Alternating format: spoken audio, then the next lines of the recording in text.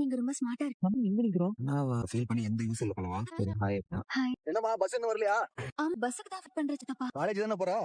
ஆமா சித்தப்பா. சரி வா, நானே டிராப் பண்ணிடுறேன். இல்ல பரவாயில்ல, நானே அட போயிடுறேன். வாமா, நான் அந்த வழியா தான் போறேன், டிராப் பண்ணிடுறேன். உட்காருமா, போலாமா? டேய் சோழா, இந்த சந்தா இருக்குல்ல, என்ன சொன்னேன்னு? சந்திலடா அனிஷ் தங்கச்சி சந்தா. ஓ, அது இந்திக்கார பொண்ணா?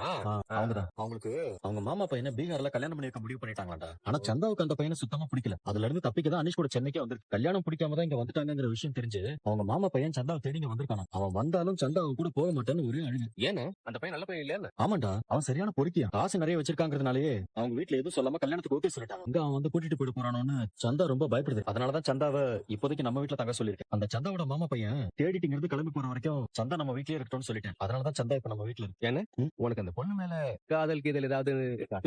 வாய மூடு. அந்த பொண்ணு எனக்கு தங்கச்சி மாதிரிடா. ஏன்னா இந்த ஸ்கூல் இந்த பிளட்ல எடுப்பாங்க. அப்ப எடுத்து உறுதிமொழியா ஸ்ட்ராங்கா லைஃப் எல்லாம் ஃபாலோ பண்ணுவியோ? All Indians are my brothers and சிஸ்டர்ஸ்னு மனக்குள்ள தினமும் சொல்லிப்பியோ? இப்படி பாக்குற பொண்ணெல்லாம் தங்கச்சியாவே பாக்குறேன். சரி, இப்போ ரோட்ல ஒரு அழகான பொண்ணு போகுது, அந்த பொண்ணு சைடு அடி கூட மாட்டியா? சைட் ஏன்னா அந்த பொண்ணை ரசிச்சு பார்க்க மாட்டியா? போடா, நான் யாரை வச்சு பார்க்க போறேன்? அதெல்லாம் பண்ண மாட்டேன். ஏன்னா ஒரு பொண்ணு அழகா நடந்து போகுது, அந்த பொண்ணை நிமிந்து கூட பார்க்க மாட்டியா? பார்த்தாலும் அந்த பொண்ணையும் தங்கச்சி தான் நினைப்பல. அப்புறம் எப்படி உனக்கு கல்யாணம் நடக்கும்? ஒரு பொண்ணு பார்த்தோம், லவ் பண்ணணும்னு இருக்கானா? டேய், அதெல்லாம் தப்புடா. எது தப்பா? அப்ப நான் பாண்டி எல்லாம் பண்றது தப்புன்னு சொல்றியா? ஏன்னா எப்படி இருக்க? அதெல்லாம் விடுறா, போலாம் வா. நாம குலதெய்வ கோயிலுக்கு போகணும்னு முடிவு பண்ணிட்டோம்டா. ஆனா குலதெய்வம் எது, கோயில் எங்க இருக்குன்னு எதுவுமே தெரியலையே. அதை நினைச்சாலே ஒரு மாதிரி இருக்குடா. ஏன்னா பேசாம ஏதோ ஒரு கோயிலுக்கு போயிட்டு இதுதான் குலதெய்வம் சொல்லிடுவோமா? டேய், அதெல்லாம் தப்புடா. இப்ப இதுவும் தப்பா?